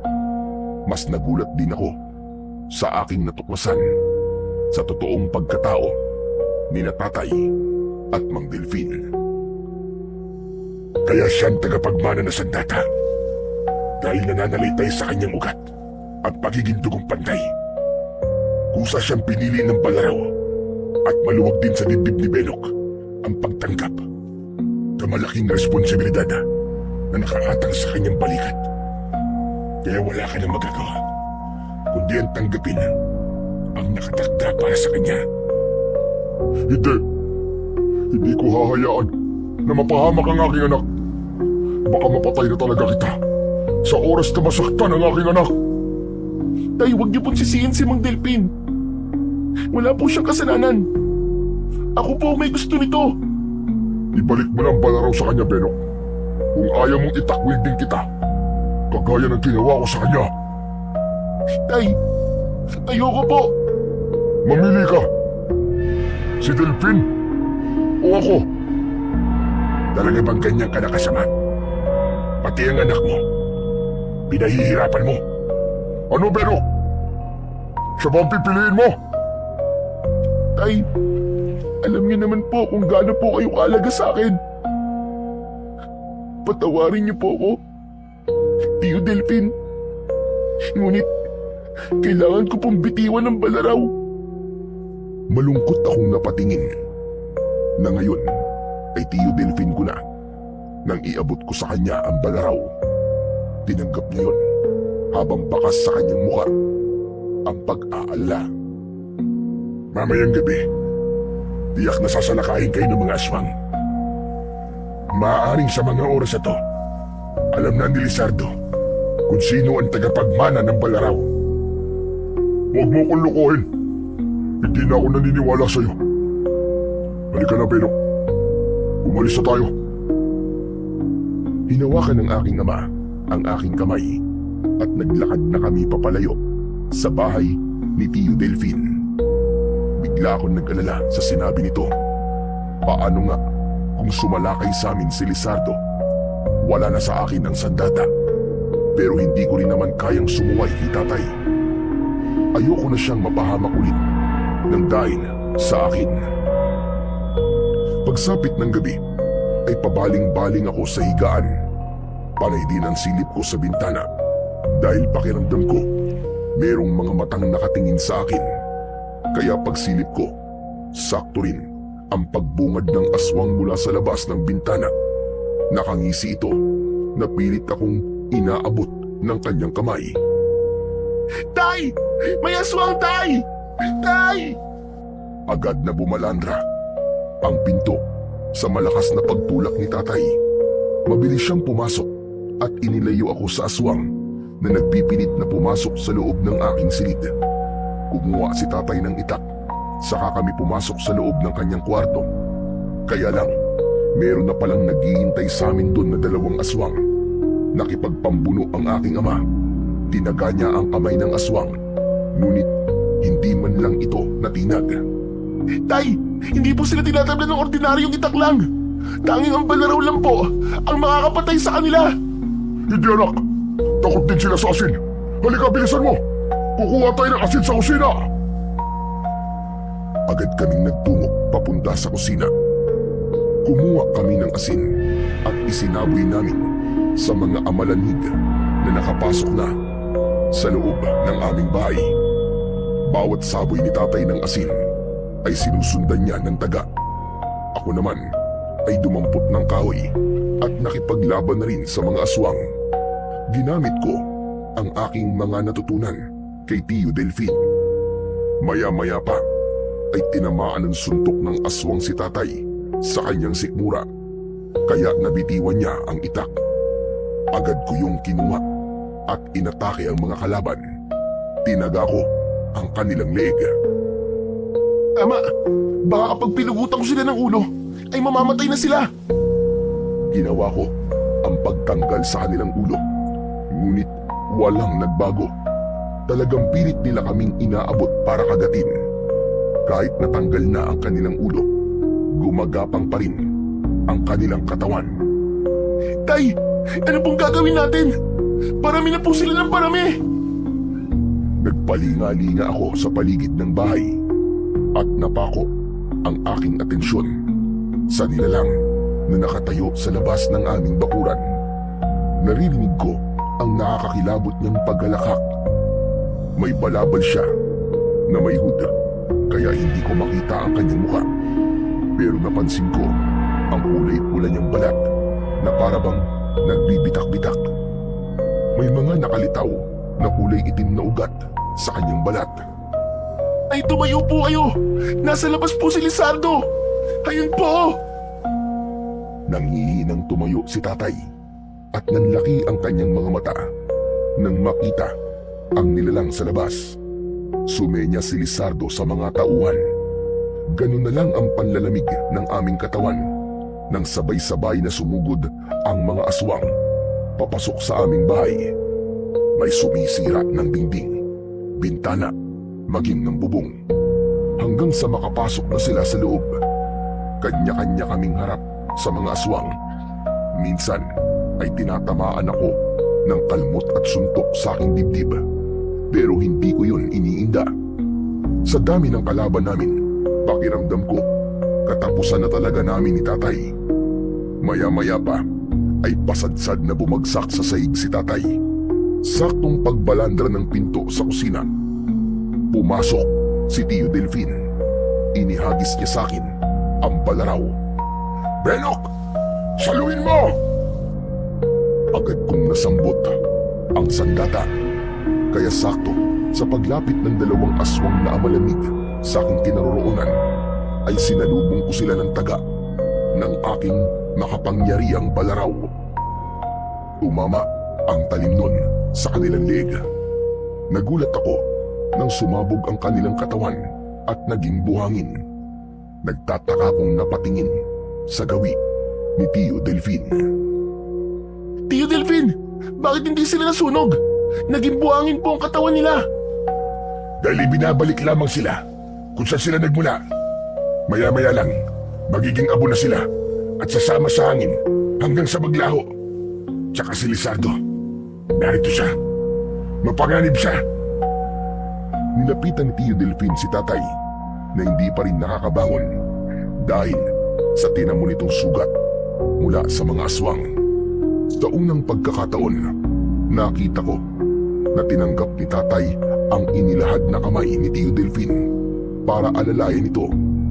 Itinayo niya si tatay saka lumapit sa akin. "Anak, tara na. Tumakas na tayo. Hindi mo pa kayang harapin si Lizardo." Sa muli kong pagtingin sa gawi ni Lizardo sa labas ng bahay, tinanggal niya ang kanyang hood. Lumantad sa aking paningin ang dalawa niyang mapulang sungay, berdeng mga mata at nakakakilabot na pulang mga ngipin. Ngumisi siya at dinuro niya ako na parabang hinahamon niya ako. Kaya naman, bigla kong naisip na tumalon sa bintana para harapin ng tuluyan si Lizardo. Hindi ako natatakot sa'yo!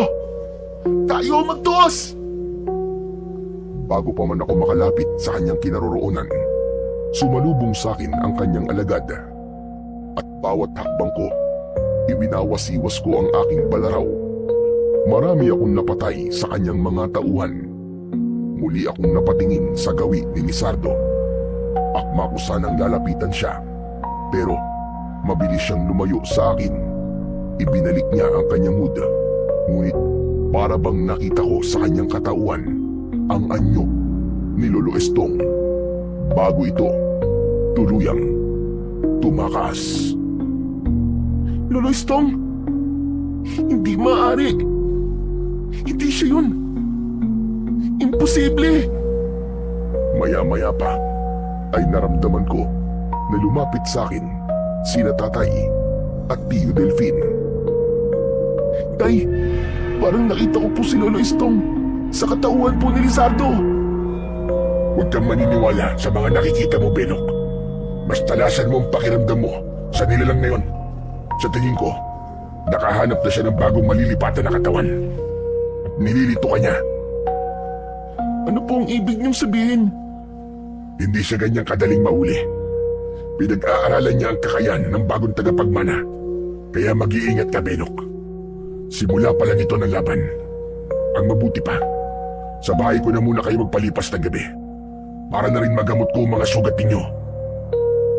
Hindi na tumutol si Tatay nang sabihin yun ni Tio Delfin. Mabilis kaming nagpunta sa bahay nito. Kaya pagdating namin dun, ay mabilis din kaming ginamot ni Tio Delfin at pinag-usapan ang tungkol sa nakakatakot na kapangyarihan ng hari ng mga aswang na si Lizardo. Tanging ang balaraw lamang ang magagamit natin laban sa mga amalanig. Ang asin, masasaktan lang sila pero hindi sila mamamatay. Kaya kakailanganin natin ng pagsasanay at tamang pagpaplano. Pero kuya, mahirap ang... Narinig mo ba yun, Benok?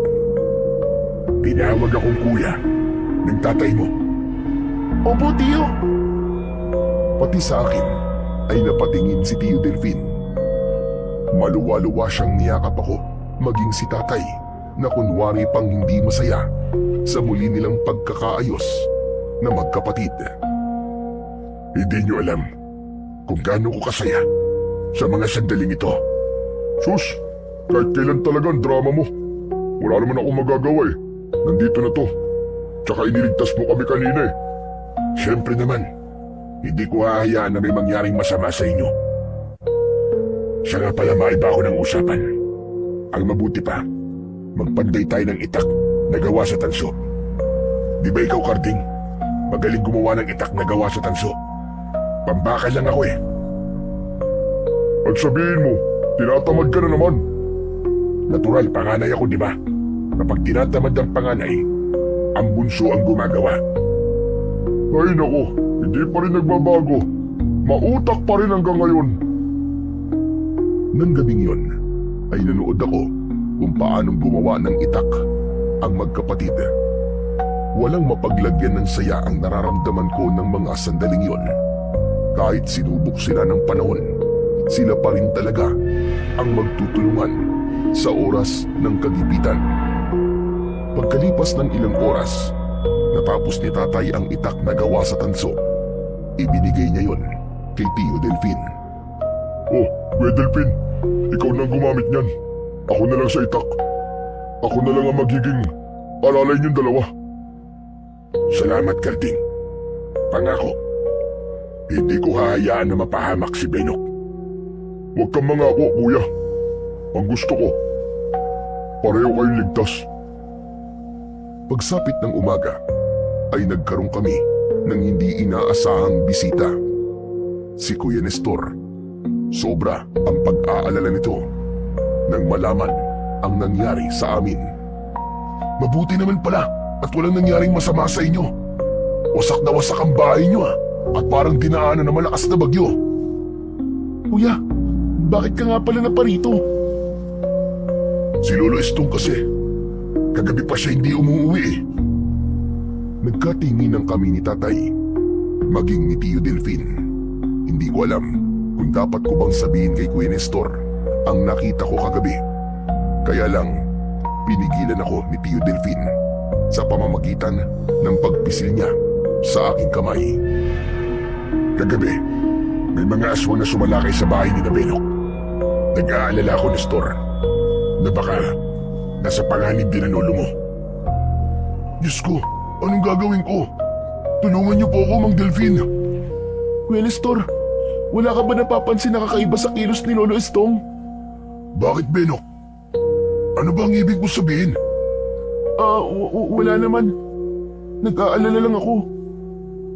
Nitong mga nakaraan na araw, napapansin ko kasi na palagi siyang nawawala sa kanyang higaan tuwing gabi.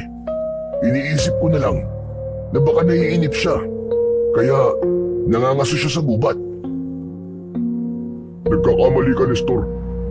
Matagal nang hindi nangangaso si Tatay Estong magmula nang mamatay ang kaibigan niya, na tatay namin ni Kuya Delfin. Oh, ama niyo? Ibig sabihin magkapatid kayo? Oo, Nestor. Ganun na nga. Kaya pala maganang loob sa inyo ni Benok, Mang Delfin eh. Mang Delfin, tulungan niyo po akong mahanap si Lolo. Sige, Nestor. Kami ang bahala. Magtatanong-tanong kami sa mga kababaryo natin at baka nakita nila si Tatay Estong. Kuya Nestor, ako naman ang sasama sa iyo sa paghahanap sa kakawyan. Maraming salamat, Benok. Tunay nga kitang kaibigan. O paano, tara na. Simulan na natin ang paghahanap kay Lolo. Sige po, Tay. Mauuna na po kami ni Kuya Nestor. Mag-iingat kayo. Huwag kayong magpapagabi sa daan. Susunod kami kaagad kapag nakabalik na kami. Salamat po, Mang Delfin. Tutuloy na po kami. Tumakbo kami ni Kuya Nestor papasok sa kakawyan, pati na ang lugar kung saan ko unang nakasagupa ang mga aswang ay pinuntahan din namin. Inabot kami halos ng 2 oras sa paghahanap kay Lolo Estong, ngunit nabigo kaming mahanap siya. Ang mabuti pa kaya, puntaan natin siya sa may bundok, sa minahan. Doon siya siguro nagpunta. Noong mga nakarang araw kasi, palagi niya nababanggit ang bundok ng minahan. Ganun ba? Sige kuya, doon tayo pumunta. Baka nga nandun siya. Teka, nasa iyo na pala ulit ang balaraw? Oo. Nagkasundo na kasi ang magkapatid eh. Alam mo, ang saya ko talaga, Kuya Nestor. Dahil nalaman ko, natiwing ko pala ang panday. At hindi ako isang simpleng alalay lang niya. Tagapagmana pa ako ng sandata niya. Mabuti naman kung ganun. Akala ko talaga, masasaktan ka ni Makarding eh. Teka, ayun. Natatanong ko ng kinaroroonan ng minahan. Kaya lang, bakit parang ang tahimik ng paligid? Baka naman, nagpapahinga ang mga minero, kuya. Mas magandang pagkakataon to para malaya tayong malibot ang minahan. Kuya, nakasunod kaya si na tatay sa atin? Nahanap na kaya nila si Lolo Estong? Sana nga, mahanap nila. Bigla kong kinabahan nang maramdaman ko ang kakaibang lamig ng hangin sa paligid. Maging ang tono ng pananalita ni Kuya Nestor na para bang hindi naman siya nag-aalala sa pagkawala ni Lolo Estong. Tumigil ako sa paglalakad at napatingin sa kanyang likod. Kuya Nestor, sandali lang. Ano nga ulit ang ginagawa mo kapag natatapos ni Lolo Estong ang pagkakatay ng baboy? Ha? Ano bang klaseng tanong yan? Pambihira ka naman. Walang kinalaman yan kay Lolo ah. Meron kuya. Para malaman natin kung saan pa maaaring nagpunta si Lolo Estong. Nagkunwari ako ng mga sandaling yon. Pero ang totoo, nagdududa na ako kay Kuya Nestor. Palihim kong hinawakan ng aking balaraw na nakasuksok sa aking bewang. Humarap sa akin si Kuya Nestor at sinalubong niya ng tingin ang aking titig. Dito lang siya pumupunta sa minahan, Benok. Nagtataka ako eh. Bakit siya pupunta sa lugar na to? Hindi ba't galit na galit siya sa mga minero? Pasensya ka na kuya. Naguguluhan lang talaga ako. Huwag ka na maguluhan. Ang mahalaga, mahanap natin si Lolo Estong. Halika na. Baka nasa loob siya ng minahan. Naku, baka kung ano na naman ang pinakikialaman niya ron. Kuya, wala dyan si Lolo. Halika na. Ayokong pumasok sa loob ng minahan. Ano ka ba naman, Benok? Hindi ba't magkasama pa nga tayong pumasok sa minahan nang mahuli tayo ni Lolo Estong? Sa pagkakataong yun, bigla akong kinabahan. Napatitig ako kay Kuya Nestor. Iba ang sinasabi niya, kaya mas lalo akong nagduda sa kanya. Kuya, nang pumasok tayo sa balon, anong nakita natin? Pambihira ang gulo mo naman. Bakit mo ba tinatanong yan? Basta kuya, anong nakita natin nang pumasok tayo sa loob ng minahan habang magkasama tayo? Wala tayong nakita at wala tayong napala. Dahil iniwan mo ko sa ilalim ng minahan. Natakot ka nang dumating si Lolo Estong. Kuya, hindi ako pumasok ng minahan. Ikaw lang ang mag-isang pumasok sa loob ng minahan. Nabagsakan ka ng bato, nawalan ka ng malay. Yun ang sabi mo sa akin. Ano ba sinasabi mo? Pumasok sa loob ng minahan, di ba? Umatras ako papalayo sa kanya at tuluyan kong hinugot ang balaraw mula sa aking bewang. Hindi ako pumasok sa loob ng minahan. Dahil sabi mo, ako ang bantay sa labas. Alam mo huwag ka na magkunwari, Lizardo. Alam kong ikaw yan. Alam kong ginagamit mo ang katawan ni Kuya Nestor para may sakatuparan mo ang naudlot mong pag-aari sa sanlibutan.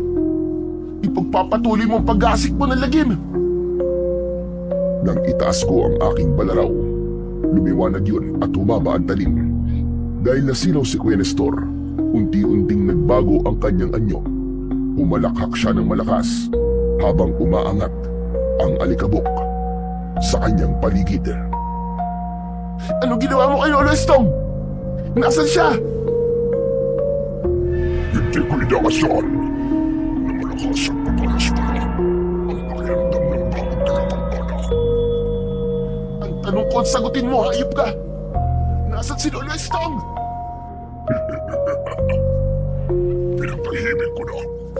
Masyadong malakas ang kanyang pakiramdam at nahuli na agad ako. Kaya inilagay ko lang naman siya sa dapat niya kalandian.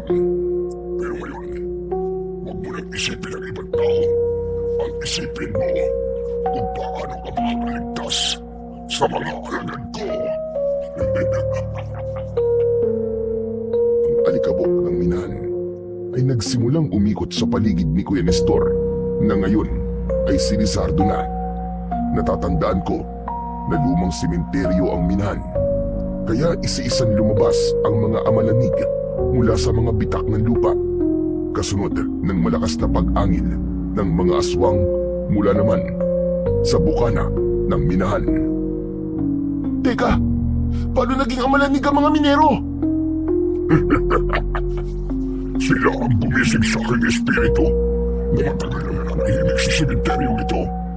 At ang muling pagliwanag ng sandatang yan ang nagbigay naman sa akin ng lakas para muling mabuhay at makabalik sa mundo ito. Kaya narito ako para ubusin ang lahat ng mga tao. Tikman niyo ang lupit ng aking pag-iigante. Mabilis na sumugod sa akin si Kuya Nestor. Sinuntok niya ako at tumama yon sa aking dibdib. Ngunit gumanti ako sa kanya ng taga. Nailaga niya yon, pero sinundan ko siya ng sipa sa kanyang muka. Bumagsak siya sa lupa, pero umatake naman sa akin ang mga amalanig. Hinawakan nila ako sa aking mga binti at braso, kaya hindi ako nakakilos. Bumangon at lumapit sa akin si Kuya Nestor. Sinuntok niya ako ng maraming beses sa aking sikmura, ngunit pinilit kong gumanti. Lumayo siya sa akin, kaya nagkaroon ako ng pagkakataon para atakihin ng mga aswang. Tinamaan ko sila ng taga sa kanilang mga leeg.